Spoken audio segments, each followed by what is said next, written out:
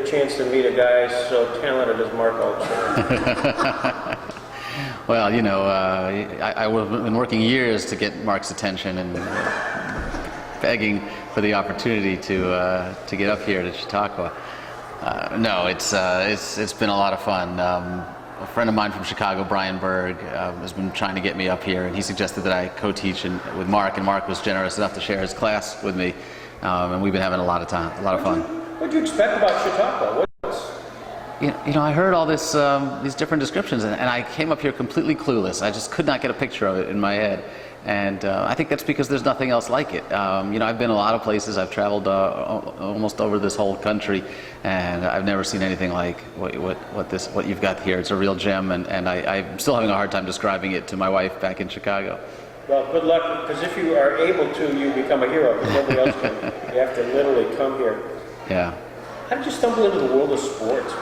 Was that an interest as you were going through journalism school? Did you find that? You know, I never wanted to be a sports reporter. I started out, my very first job while I was in high school was writing local sports for my hometown paper, just because it was the only way to get a foot in the door at the paper. And I liked sports, you know, like most red-blooded American kids. You know, I knew baseball, I knew football and basketball, and I wasn't one of these guys who was obsessed with it and knew every statistic and knew every rule, but I liked the games and I played the games growing up. And but once I got past that level of, you know, once I got past high school, then I wanted to be a serious reporter. I wanted to work for the big city papers. You know, I had dreams of being another Woodward and Bernstein, and I went away from sports writing almost completely.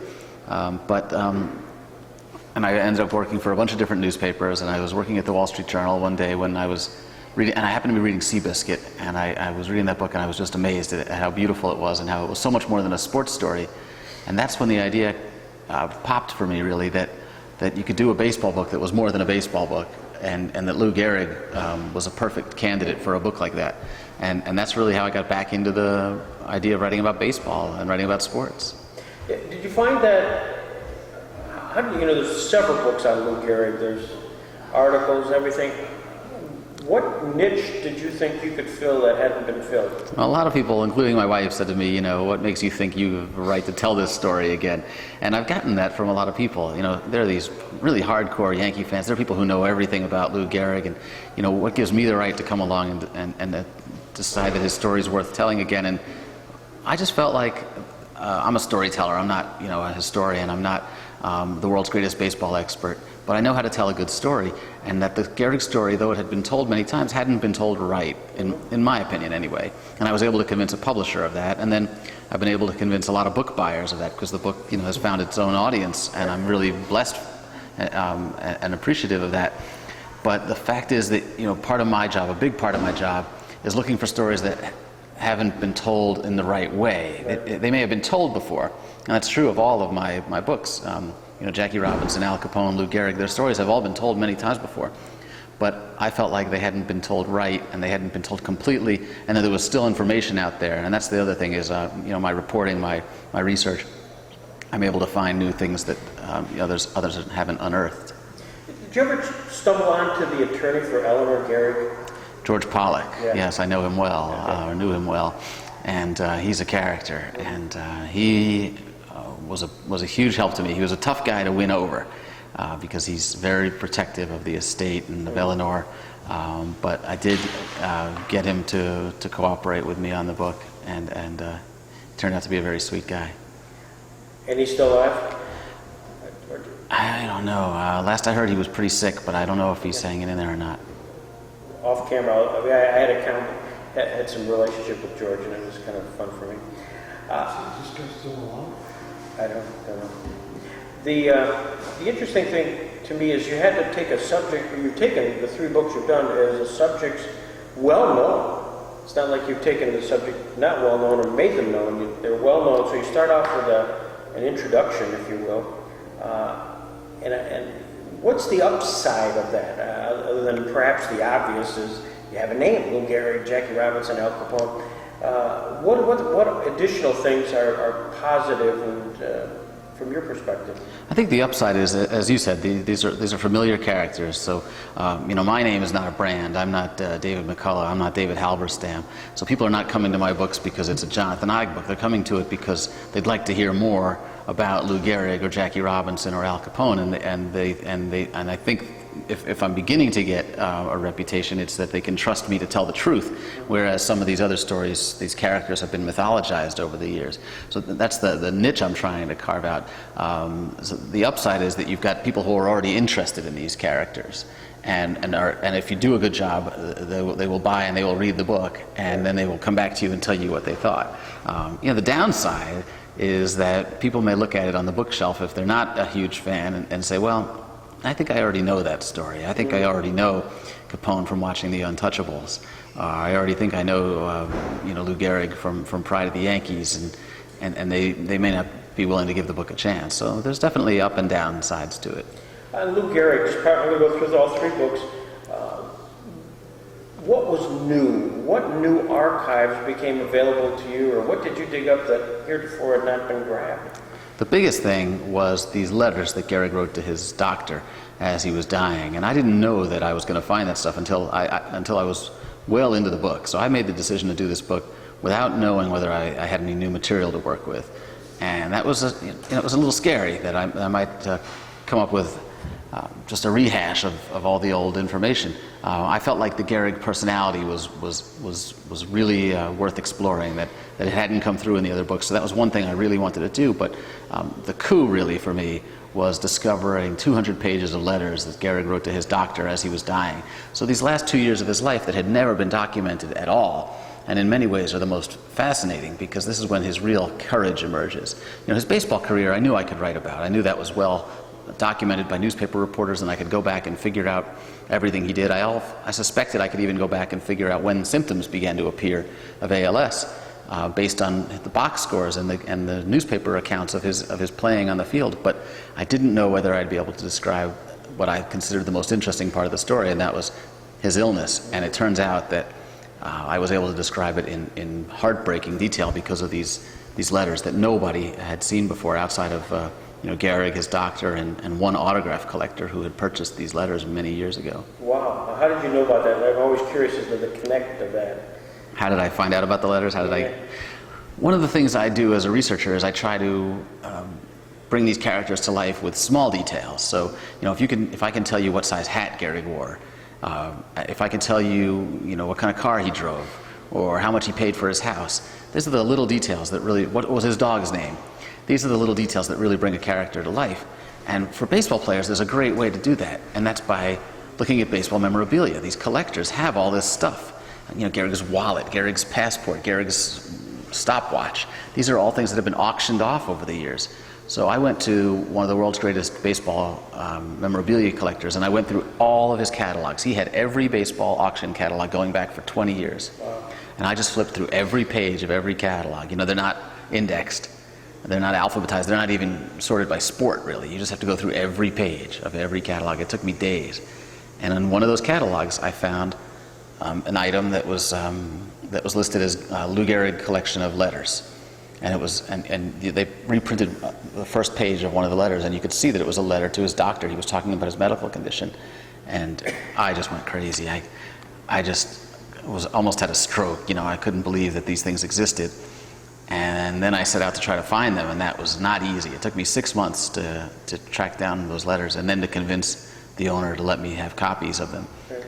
So when I got them, it was one of those life-changing moments, really. And the story that these letters told was just incredible, because I was a little nervous. What if these letters revealed that Gehrig was a crybaby, and that he wasn't as brave as he this is a horrible disease. If he'd complained about it and really just gone into depression, it would have been understandable.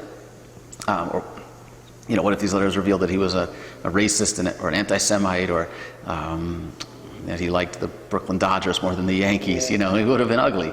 But the letters were beautiful and heartbreaking.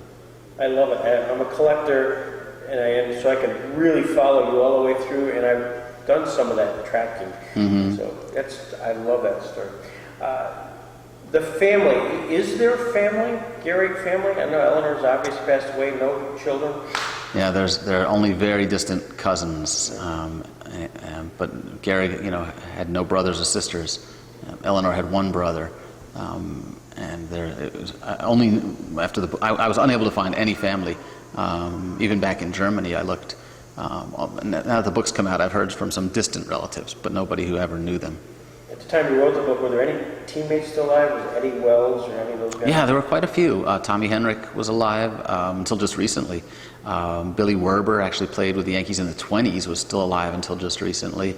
I think I ended up talking to about 35 people who had played with Gehrig or knew him through some sort of a baseball tie. But I think I've talked to at least 30 major leaguers who played with Gehrig were still alive when I did my research, which was amazing. That's great. And during the course of the interview, did you get any sense that they told you anything that they hadn't told somebody else before? Yeah, I think often, because some of these guys were really bit players. These were guys who were, second string. Some of them were just in spring training because they never made the team. So they hadn't told all their stories. And I was also asking very specific questions that people hadn't asked them before. So they're used to telling their same old stories about, seeing Ruth and Gehrig. But if you ask them, do you ever remember seeing Gehrig look bad? Do you ever remember asking Gehrig, what it felt like to be challenged at first base during spring training when he wasn't looking that good? They suddenly, they remembered things that really hadn't been in their sort of repertoire of stories they always like to tell. So I got a lot of new information out of these guys. And when the book came out, was there any pushback? Did you get any negativity? Did you, from the criticism, obviously, you've had the paperback has a lot of positives. Were there any negatives? On the Gehrig book, it's hard to think of any criticism I got. It was, I think people were really glad to see the story told again, and I think people, Yankee fans really responded to it. I was a little worried because at times I make Gehrig out to be a bit of a wimp. And he's a real mama's boy. He's very insecure, and I think the image of him is not always a proud one. But that's part of watching his character develop. So I was a little worried that some people would not appreciate the fact that I humanized him in that way. But I didn't get much pushback. I think there's one sort of scandalous tidbit. There was not much scandal about Gehrig. He was a cheapskate. Nobody gets too upset about that. There was a little bit of controversy over the rumored affair between Gehrig's wife and Babe Ruth, and I got a little bit of. Some people were a little upset that I insinuated that Eleanor may have slept with Babe Ruth, but Eleanor insinuated it herself, really, in her own memoirs. So I don't think there's anything to be ashamed of there. Well, it is what it is. Yeah, right.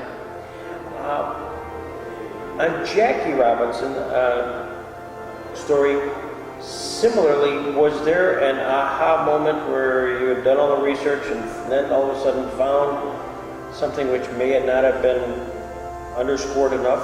Or? It was a little bit different with Jackie. I knew going in that I had a point I wanted to make with this book that hadn't been made before, and that was that in Jackie's rookie year, people have the impression that Pee Wee Reese and some of the white Dodgers really embraced him, and that it didn't happen. In '47, he was really all alone, all year long, until the very end of the season when he really proved that he belonged. So I knew that was the point I wanted to make in this book. And then the big difference, the big thing for me was that it wasn't documents that I was after. What I was after that was going to really make this book work was the cooperation of his wife, Rachel Robinson, and getting her to talk about things she had never talked about before. I wanted her to get intimate with me in a journalistic way. I wanted an intimate interview in which she revealed the true feelings that she and Jackie had that year, and the pressures they were under, and the strain on their marriage, and the difficulty of being alone in New York City. And I wanted to get inside their household and see what it felt like to be a young couple just married with a baby, facing this pressure of the whole world watching you. And nobody had ever done that. She had never given an interview like that. And it took me 2 years of working on her to get her to open up. And it was the hardest interviewing I've ever done as a journalist. But when she did finally open up to me, that's when I knew that I had the book. That was, to me, sort of the holy grail for that book. You know, for Gehrig, it was the letters that he wrote when he was dying, and in this case, it was Rachel Robinson going someplace inside herself that I don't think she had ever gone before with an interviewer. Why did she confide in you? What did you do to do something that I- everybody else had failed? I wore her down. Yeah. I really did. It took me, years of working on her, starting with some phone interviews, and then meeting her in person. And I told Mark this story yesterday that I brought her this unbelievably expensive box of chocolates the first time I met her, and I was counting on at least a 2-hour interview. I sat down across from her, and she didn't even look up. She didn't even look at the chocolates on the table, and she said, "You have 20 minutes." And 20 minutes, she got out of her chair, she was gone, and I made no connection with her whatsoever. And I'd flown all the way to New York for this meeting, and it was a complete waste of time. But over the next year and a half, I just started really showing her what I was trying to do with this book by sending her samples of my research, by interviewing the delivery men who came to her house every day with food because they were too shy to go out to restaurants. And I would type up my transcripts of the interviews, and I would put them in an envelope to her and say, "Look, I found the guy who used to deliver food to your house. Here's what he had to say." Or, "Here's a story about a boy who came and interviewed you and your husband the day you were moving into Brooklyn. He interviewed you for his high school newspaper. I doubt you remember it, but here's a picture that he took that day." And you could see Jackie on this, a picture she could not have possibly seen in the past 60 years, a picture this high school kid took. And I just mailed her all of this stuff, trying to show her where I was going with this book. And little by little, she began to engage. And little by little, and I went back for more and more interviews, and she began to open up very gradually. But it was work. When the day is done and did you send her the book, and what was her reaction? Yeah, I sent her the book, and I didn't hear anything for the longest time. And I started calling her secretary, who I got to know very well. The secretary was easily charmed. She fell for me much more quickly than Rachel did. Rachel never let on whether she liked me or not. She's just this very stoic, very tough but beautiful and intelligent woman. But the secretary said, "Oh, Jonathan, I think she's reading it. I see it on her desk. The bookmark is moving. I can tell she's reading it." And then finally, I got a note from Mrs. Robinson saying, "Job well done." And that meant the world to me. Oh, sure. My Yeah. gosh, that's terrific. Yeah. Because of the first year, and obviously you couldn't help but name names of people who were part of Jackie's world, whether the Dodgers, the opposition, and you had to interview some of them. Was that painful for some of the players to revisit a period of time where they probably have tried to forget, and their first reaction, they didn't want it to be their last reaction, and people will remember that? Yeah. The problem is that they've all come around, and of course now they all think that Jackie Robinson's rookie season was a great thing, and that they're proud to have been a part of that moment in history. But the truth is they didn't really comport themselves all that well, most of them, during that first year. And a few of them were completely honest about it, and it was really refreshing. And Bobby Bragan, who was this Southerner, who was a backup catcher on the team, said, "Look, I'll be honest with you, I didn't want to play with him. And you got to understand it from my perspective. Growing up, the only black people I know were the servants in our house. And they referred to me as Mr. Bobby, and they came in the back door. And the only time they dared knock on the door, uninvited, was when it was time, when it was payday. And my belief was that I was superior to every black person. I'm not saying he said, you have to understand that we believed in white supremacy. And that's not to say I was a member of the Klan, but we believed that whites were superior to blacks, period. And for me to come home and to say, I'm showering with a black man, and he's a starter and I'm on the bench, it was impossible. He said my brain just could not process that. So the only response was for me to object, to protest, to say I can't do it, I won't do it. Nothing else ever entered my mind, and that was very, I thought, brave and honest of him to admit it, because it's true, and that's what most of the players felt. It was a very Southern culture in baseball at the time. But then there were other guys who wanted to remember their role as being more progressive, and they told these stories about how they were the only one who really welcomed Jackie Robinson, and the famous story is Pee Wee Reese. Pee Wee Reese supposedly put his arm around Jackie in Cincinnati when the crowd was heckling him, and silenced the crowd, and this became a a moment that's cherished in baseball history. There's a statue, showing that moment, and it just didn't happen. It didn't happen in 1947. It may have happened in 48 or 49, but people like to tell these stories, and they like to remember it, and we all do this. I do it too. We embellish our memories, and we frame them in the way that we think they cast the best light. But the truth is that Robinson had a very difficult time that first year, and his own teammates were not very helpful. Was that the same case up in Montreal the year before, 46? Because of the Canadian culture, which is a little bit different, was he more well received there? Yeah, Montreal was a lot easier, in part because it was in Canada, and in part because these were minor leaguers who didn't have a lot of status. Mm-hmm. If you're a big leaguer, you feel like, you've got some status, you can complain, you can demand a trade. But if you're a minor leaguer, you're just praying to hang on to a job and to someday get promoted, and you don't want to make any waves. So I think that Robinson had a much easier time of it. Both in 46, 47, at the time period, everybody had roommates. Who were they, and how did they react? Well, interestingly, in Robinson's case in 47, the Dodgers didn't trust any of the white players to room with him. They felt like it was too much to ask. So Branch Rickey hired a writer from the Pittsburgh Courier, Wendell Smith, and paid him, I think it was $50 a month, to travel with the Dodgers and to serve as Jackie's roommate. And he ended up also ghostwriting Robinson's columns for the Pittsburgh Courier that year. So it was a great deal for him because he got two salaries. He got paid by the Courier and by the Dodgers. The team paid all his travel expenses. And you have to remember, Robinson couldn't stay in the same hotels in a lot of cities where the rest of his teammates stayed. So Wendell Smith would drive around looking for places for them to stay, and often they would have to stay with prominent members of the African American community when they'd go to these towns because they couldn't find rooms in hotels. So they couldn't eat in the same restaurants. In some cases, they would be able to stay in the same hotel, but they couldn't eat in the hotel restaurant. So there was a lot of navigation required, and Wendell Smith was the guy who handled all that for Jackie. Did you get access to his papers? Yes, and his wife is still alive, and she was a great help. Mm-hmm. And Wendell Smith is one of the forgotten heroes of that story, really. And I believe he's the guy who actually first brought Jackie Robinson to Branch Rickey's attention.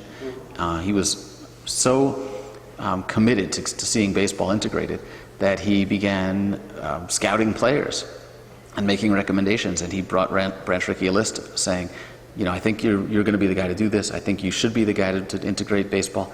And here are some of the guys who you ought to look at. And he's an incredibly important figure in the history of that moment in baseball. Did Jackie feel he was the best person to take the mantle, or did he wonder why, whether it was a Josh Gibson or Page or something like that? Did he feel like somebody else did he feel worthy of carrying the mantle? I think he had a lot of confidence in himself, and I think he understood why he might be the best choice. Jackie was not shy, and he was not, he did not have a lot of time in the Negro Leagues. He played less than one full season there. And I don't think he was concerned with the etiquette or whether he was going to disrespect the elders of the game, as some of the others might have had they been in his position. We have to remember he was a star in college, one of the most famous running backs in college football at UCLA, and I think he felt like he was probably the greatest athlete of his time. In his own mind, he felt that way. He was very confident in himself. Baseball was not his game, but he knew he could do it, and I think he had this ferocity about him, this competitiveness, and he understood that this was a job about more than baseball. This is what makes what I also wanted to bring out in this book, and it was so fascinating to me, is he understood that there were 14 million African Americans watching his every move, counting on him to prove that they could compete as equals. And the pressure that must have put on him is mind-boggling. I talked to Monty Irvin, who many people think should have been the first African American baseball player. He was much more experienced. He was a much better all-around ball player than Jackie. He'd been an MVP in the Negro Leagues, had led his team to a championship, and I asked him, were you bitter that you weren't first? And he said, I am so grateful because I could not have handled it, to be honest with you. He said, World War II had really left me depressed. He'd served overseas, but he'd been and trained as an engineer, but he served as a janitor over there. He was just cleaning up after the white troops, and he said that it had so demoralized him that when he came back from the war, he could barely pick up a baseball bat. He was just, and he said, you know, the war did that to me, and I can't imagine that I could have handled the pressure that Jackie handled, because there was just too much at stake. Was Larry Doby alive at the time? Did you have a chance to interview him? No, I didn't get a chance. Doby died just before I started working on this book. Was, as you were working on Jackie's book and having already done Lou Gehrig's book, what did you see were the connecting rods between the two? Something that kind of grabbed you and said, aha, there is a historical link between the two. Well, there's certainly, you know, several historical links. Gehrig was one of the only players who went on the record saying he couldn't understand why blacks weren't allowed to play in the major leagues. Nobody said that at the time. And I was never able to find the source of the quote, but there's a familiar quote from Gehrig in which he says, I don't see why they shouldn't be allowed to compete. And that was interesting to me. And Gehrig had played quite a bit against black teams in the barnstorming days. You know, he and Babe Ruth would go around the country in the off season and play anybody they could scratch up a game against where they could make some money. So they'd seen the best of the black players in their time. And I think Gehrig knew that these guys were worthy competitors. And he was open-minded enough to understand that this was a day that ought to be coming.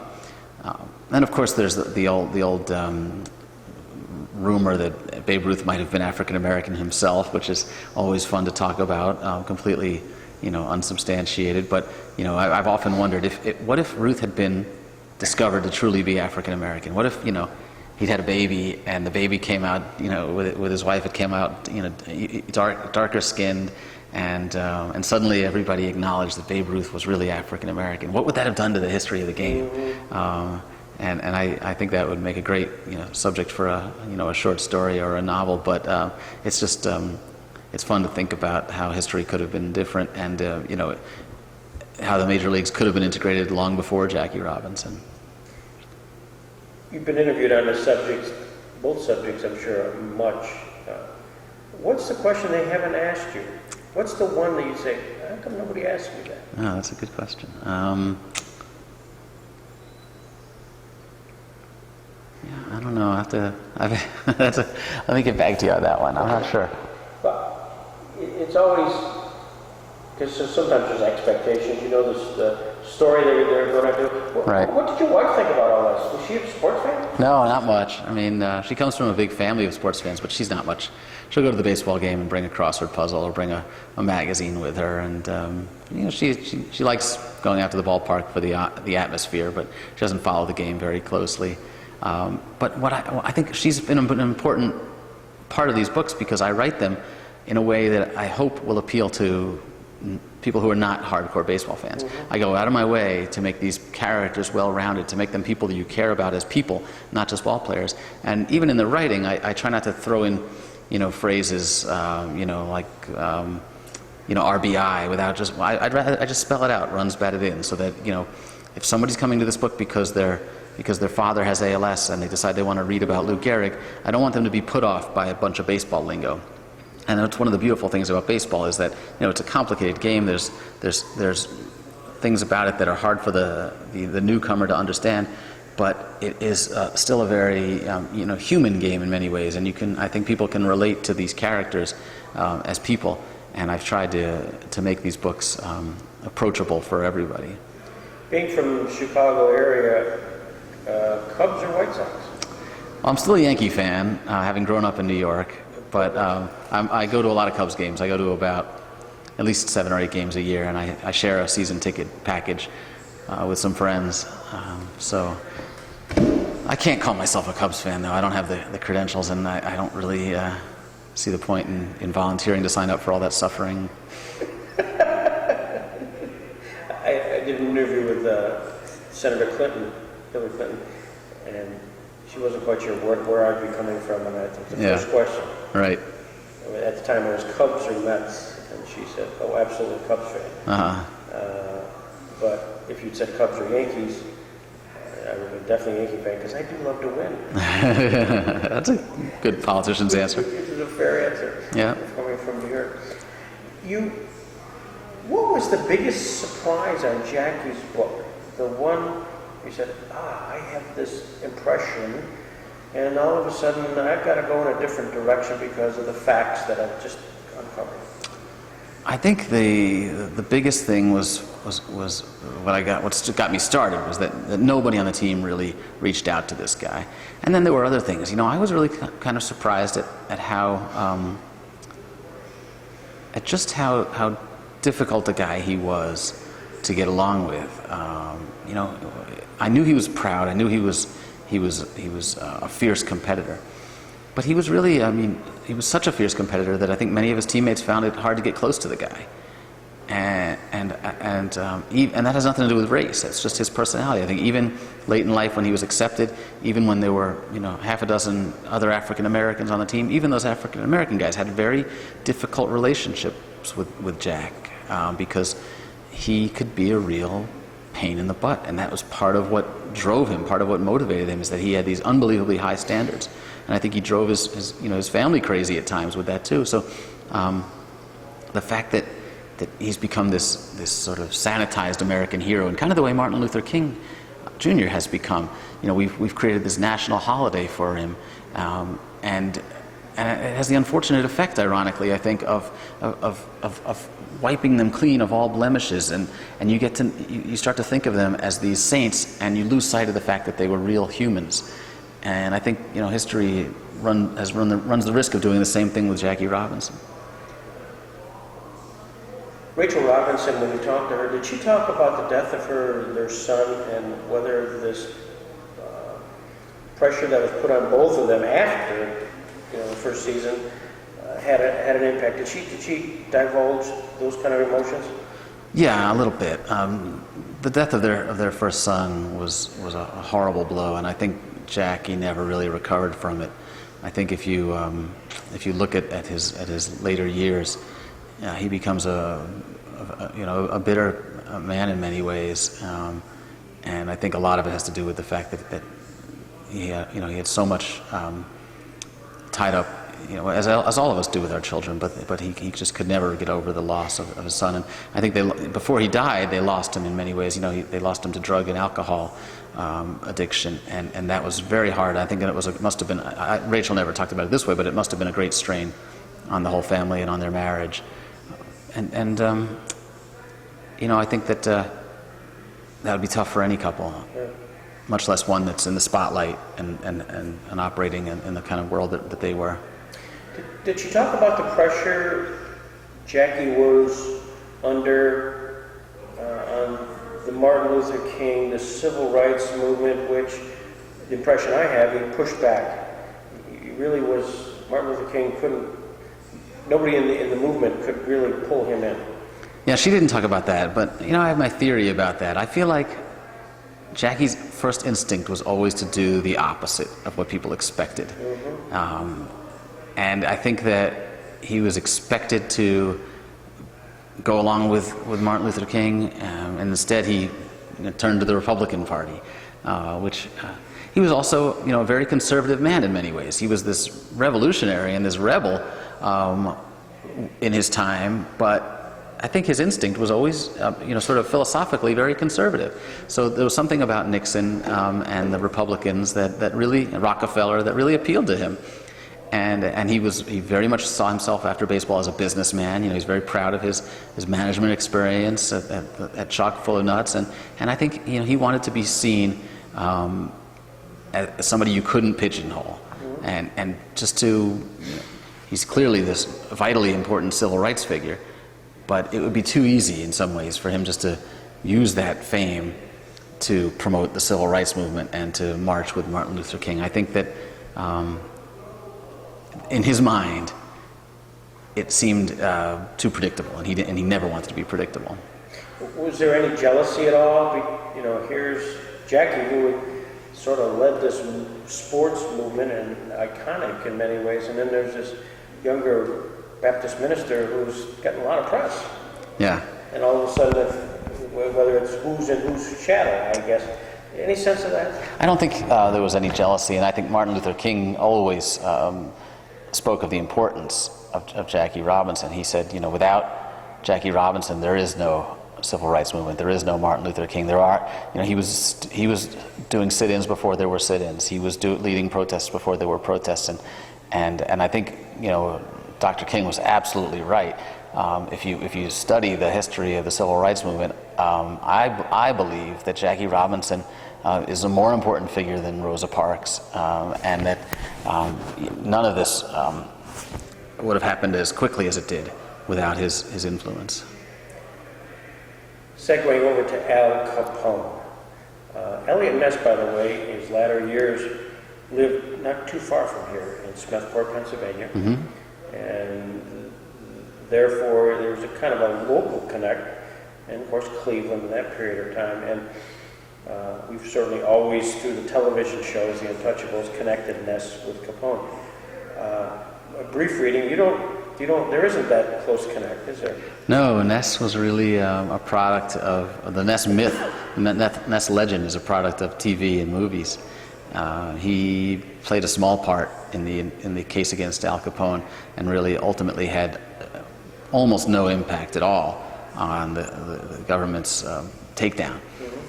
But late in life, he wrote a story. He wrote his memoir, and he wrote it very modestly and humbly, and he told the truth, and he admitted that he was largely a failure in much of his work, and that he was a terrible undercover agent, and he handed it off to the ghostwriter, Oscar Fraley, and Oscar Fraley turned it into this beautiful book in which everything is exaggerated, invented out of whole cloth in some cases. And then that book got turned into the TV series with Robert Stack, and then the movie with Kevin Costner, and the rest is history. Why Capone? I mean, you've got two very positive role models, and then Capone. Is that the Chicago connection? In part, it was the Chicago connection. I had this vague idea that I wanted to write about the 20s in Chicago, and I wasn't sure if I wanted to do something about the jazz clubs, about the gang world, and I was just doing a little bit of basic research, trying to figure out if there was a story to be told there. And as I began to look at Al Capone, I began to feel the same way I did about Gehrig and Robinson, that their stories were misunderstood. And Capone had been made into this monster, this psychopath, and people forget that he was really a product of Prohibition. And when I read these interviews with Capone, I began to see that he was aware of his role. He was aware of the way people perceived him, and he was trying to do something about it. That he was upset about the fact that he was perceived as this uber villain. And I found that was fascinating. That he was begging for sympathy. That he was giving all these interviews to the media, trying to make them understand. That just fascinated me, because that's not the way a psychopath usually carries himself. And then, just in the early part of my research, I came across some amazing new materials that nobody had seen for 70 years, the papers that belonged to the prosecutor who led the case against Capone. So suddenly, before I'd even written a word of this book, before I'd even committed to doing it, I had thousands of pages of documents, government documents, some of them labeled top secret, that nobody had seen. No other Capone biographers had this stuff available to them. So that's when I knew I was going to focus on Capone, and in particular I was going to focus on the government's case, because I think that's a good way of showing how he became this sort of scapegoat, really, for the failure of Prohibition. We are under the impression that the principal way they took him down was through tax, Internal Revenue Code. Right. That somehow they got access to the papers. And is that fact or fiction? Well, it's true that the income tax evasion was the key to their case against Capone, and that's what he did his time for. He got an 11-year sentence for conviction of tax evasion. But what that simple story doesn't tell you is that the government had an incredibly weak case against Capone, even for tax evasion, and that they really thought he was going to slip through their fingers. And there was incredible stress and strain all the way up to the White House. Herbert Hoover was watching this case very closely. He was really calling the shots. And there was this feeling that Capone was going to embarrass them by getting away, even on the income tax charge. They were incredibly frustrated that they couldn't pin him down for violent crime. They couldn't pin him down for bootlegging. They settled for tax evasion just as a way to get him off the streets, to at least break up the organization and send a message to the American people that they were going to take these gangsters down by any means necessary. And then he might still slip away because the tax case against him was incredibly shaky. So that was fascinating to me. And these documents show that the government really tried to make a deal. They were willing to plea bargain with Capone. And then at the last minute, something mysterious happened, and the judge threw out the plea bargain and forced them to go to trial. What do you think that mysterious thing was? I think there are one of two things. One is the judge just became irate because Capone was going around to his buddies bragging that he was going to get this light sentence. The other thing is that I think Herbert Hoover might have had something to do with it. There's one newspaper reporter who wrote years later that now that all the principal players were dead, he could tell the truth, and the truth was that Herbert Hoover sent his personal secretary to Chicago on the eve of the plea bargain as Capone was prepared to enter his guilty plea, and told the judge, the president wants to see this thing go to trial. Mm-hmm. It's possible. Would the plea bargain have been much different than the verdict and the sentence? Yeah, the plea bargain was for 2.5 years. Okay. And the sentence was for 11 years.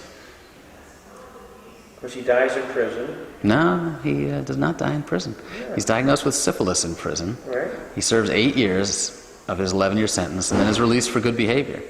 So he gets 3 years off of his sentence. He's a model prisoner. But by the time he leaves, the syphilis is destroying his brain. Right. And he's almost killed by some of the experimental treatments that he undergoes at Alcatraz. But he's released in 1939 and lives for another 8 years, down in Florida mostly, at his home on Palm Island. He still comes back to Chicago occasionally to visit his mother, but for 8 years he stays out of the newspapers, he stays out of trouble, he makes no attempt to get back into the gangster life, and partly it's because his brain is melting away from this neurological illness, but also in part because his time had passed, Prohibition was over, his organization had moved on to other things. That's a piece of the world I did not know. Here's a guy on top of the kingpin, for tax evasion, goes basically 8 years into prison, comes out. Is he a forgotten guy, or is he kind of a senior citizen at some point? How do they treat him? He's pretty much forgotten. He spends his time in Florida, just sitting on the patio of the pool, fishing. He likes to go to the drugstore and buy gum, and he hits the tennis ball into the net over and over. Kind of, he's childlike in his demeanor. The effects of this illness, and some members of his organization are still going and still making money, and they're sending him cash to help support the family. But there's no indication that he's calling the shots in any way, and the newspaper men are pretty much leaving him alone. The Eliot Ness story hasn't been discovered yet, and it's really only after he dies that his legend is resurrected because of this television show. And the Capone family fought very hard to try to get that show off the air. They even sued and lost, but it's that TV show that really resurrects him, that begins to turn him into a legend again. Now, in the 30s when he first went to jail, there were these movies that were based loosely on his life, like Little Caesar and the original Scarface, and that made Capone, bigger than life. And then the second generation of people became familiar with him as a result of the Robert Stack TV show. You have the prosecutor's papers, and as you're rifling through them, how did you get them, by the way? The family gave them back in the 80s to a college professor, hoping the college professor would write about the role of this prosecutor, and they just sat there for 25 years. And I came across them because I found mention in an old Tribune article from the 80s that this college professor was planning to write a book about the prosecutor, and I contacted the college professor and said whatever happened to those documents, and they were still in his office, and he was generous enough to share them with me. I love those stories. Yeah. That's just good digging. That's what it's all about. That's my favorite part of the work. I mean, I like the writing, but the research, when you get a hold of something new, especially an 80-year-old story, a 70-year-old story, it's remarkable to think that there could still be troves of new information out there. From the Capone story, did you find obviously not many people alive. Is there family members? Are there family? Yeah, there's still quite a few family members. Some of his grandchildren are still alive, nieces and nephews, and I was able to find a few of them willing to talk, including two sisters-in-law who actually who were married to Capone's brothers and knew the Capones really well. So that was helpful. What was their impression? They think he's been inappropriately mythologized? Yeah, they think he's been demonized and that he was really just a guy trying to take care of his family, and that he saw an opportunity presented by a really flawed law, and that everybody was drinking at the time, and it's hypocritical to blame the guy who's delivering the booze. Yeah. That's how they see it. What's your impression? My impression was he was not as bad as people have made him out to be. If you were around today, he'd probably be a decent guy to sit down and have a beer with, and he'd tell a good story, tell you some jokes. You certainly wouldn't want to get on the wrong side of him, and you probably don't want to get into business with him at all, because it could be very dangerous. But I think that he was a very interesting character, and not all bad. Again, impression was that he didn't mind the publicity. No, that was probably his biggest mistake. It's ironic that this guy who committed so many crimes, arguably his biggest mistake was his ego, was his vanity, that he welcomed the press, he welcomed the attention, he gave all these interviews, and that really made him into this public figure, when all these other bootleggers in New York and Cleveland and Cincinnati, you probably never heard of them today. They were just as big as Capone. They killed just as many people, but you've never heard of them today because they were smart enough to keep their names out of the newspaper. So he genuinely enjoyed that stuff. Yeah, he couldn't shut up, really. Part of this is a factor of the 1920s, when everybody wanted to be a celebrity. That was part of being a success, meant being a celebrity. And Capone saw that and wanted a piece of it, I think. What was the biggest surprise of Capone that said, I didn't know that? Well, first of all the things that I thought I knew about Capone turned out to be wrong. Not responsible for the Valentine's Day Massacre, I think. Yes, he went away for income tax evasion, but the case was incredibly weak. It wasn't Eliot Ness who put him away.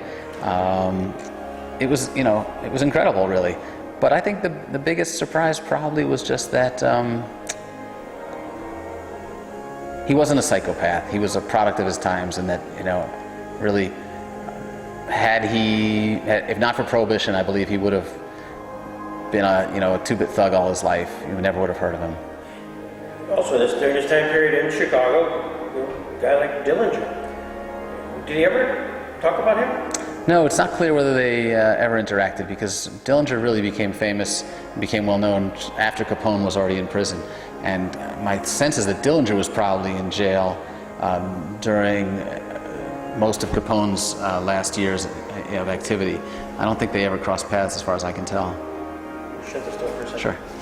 Great, put you in an angelic mode here. Yeah. Capone was a baseball guy. He seemingly, at least, saw a lot of photographs at ball games. Was he, in fact, a baseball fan? He was a big sports fan all around. He loved prize fights. In fact, when he first came to Chicago, he got into the managing business, managing a fighter. And if that fighter had been a little bit more successful, maybe he would have stayed in that line of work, and history would have turned out differently. But yeah, he loved all sports, and he loved to bet. He loved the track. I think some of the members of the Capone family think that the Damon Runyon characters in Guys and Dolls are based on the Capone boys, because they all loved to gamble. They loved the nightlife, and they were a pretty gregarious bunch. What's next? I haven't decided yet. I've got 2 or 3 ideas that I'm looking at. I like the idea of doing these big figures, these icons, and I like the idea of heroes. In the case of Capone, it's an anti-hero, really. But I've got a couple of people in mind that I'm researching, but I haven't settled on one yet. How does it work? How do you research? I mean, that may sound stupid, but you've obviously successfully gumshoed, if you will, through archives. Is that really do you sense the pivotal part is to find, you may have a name, you got to track down and find the treasure trove? That's where you start, but it doesn't always work that way. In the case of Gehrig, I didn't find the really new material until I was 1.5 years into my work, and I'd already committed to doing the book. So some of it is instinct. You find a subject that you think bears retelling, and you find a subject that you think the story hasn't been told or hasn't been told right, and if you can find early on new material or a new way in, then you're great.